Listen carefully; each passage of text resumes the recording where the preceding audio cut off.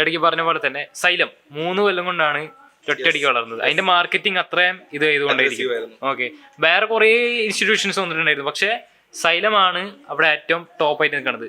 അതിന് മെയിനായിട്ട് ഒരു റീസൺ എനിക്ക് തോന്നുന്നത് അവരുടെ മാർക്കറ്റിംഗ്, അതുപോലെ തന്നെ പേഴ്സണൽ ബ്രാൻഡിങ്. നമ്മുടെ അനന്തു എന്ന് പറയുന്ന ആ വ്യക്തിക്ക് പേഴ്സണൽ ബ്രാൻഡിങ്. സോ നിങ്ങൾ ഒരാൾക്ക് പേഴ്സണൽ ബ്രാൻഡിങ് പറഞ്ഞു കൊടുക്കേണ്ട രീതികളും അങ്ങനത്തെ കാര്യങ്ങളൊക്കെ നിങ്ങൾ ചെയ്യും. പേഴ്സണൽ ബ്രാൻഡിങ് കാര്യങ്ങളെല്ലാം നമ്മൾ ചെയ്യുന്നുണ്ട്. പക്ഷെ എങ്കിലും നമ്മൾ സൈലത്തിന്റെ ഒരു കേസ് സ്റ്റഡി ആയിട്ട് എടുക്കുകയാണെങ്കിൽ സൈലത്തിന്റെ അനന്തു എന്ന് പറയുന്ന ഒരാളുടെ ഡ്രീമാണ്, അല്ലെങ്കിൽ അത്ര പാഷനേറ്റഡ് ആണ്.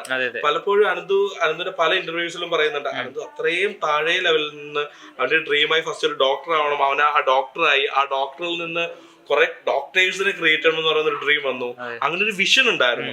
ആ അനന്തിന്റെ വിഷനാണ് ശരിക്കും സൈലത്തിലൂടെ ഇന്ന് സക്സസ് ആയിക്കൊണ്ടിരിക്കുന്നത്.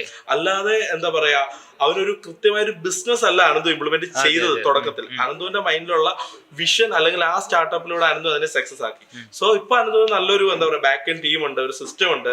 ആ സിസ്റ്റം ആണ് ഇപ്പം ഡ്രൈവ് ചെയ്യുന്നത്. ഇപ്പൊ പല കാര്യങ്ങളും ചെയ്യുമ്പോൾ PR റിലേറ്റഡ് ആയിട്ട് ചെയ്യുന്നുണ്ടാവാം.